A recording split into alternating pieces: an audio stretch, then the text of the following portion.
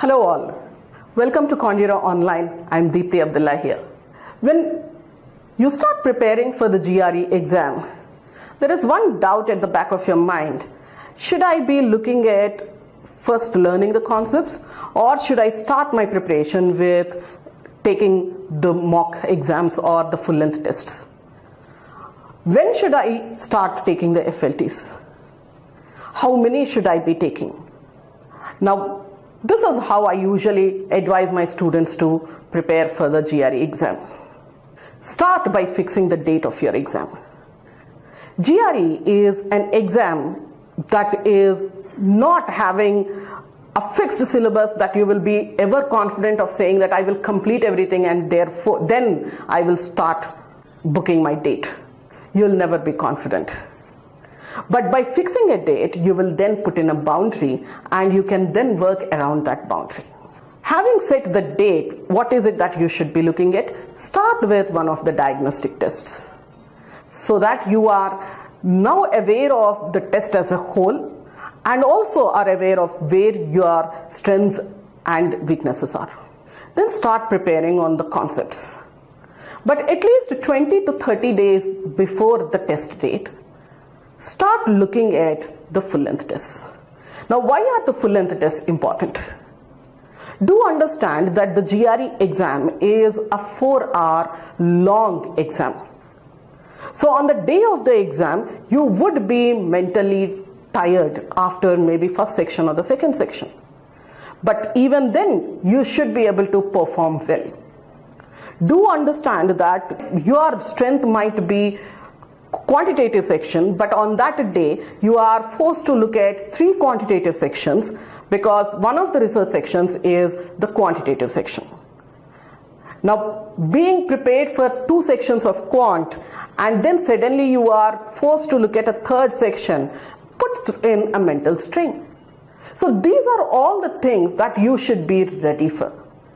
When you say I'm preparing for the GRE exam, there are 2 stages. One is looking at the concepts, learning about the methodologies of solving the problems. That is one part of it.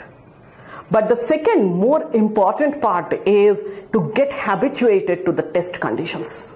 For example, you might be taking a section test of quant and you might be doing very well, and suddenly in a full-length test you are not doing so well. Why is that?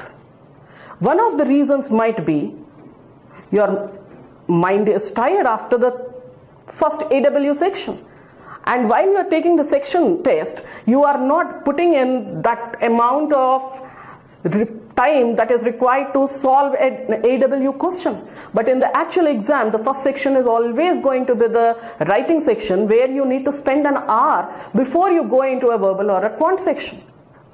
This is what is the test taking habit that you need to get used to.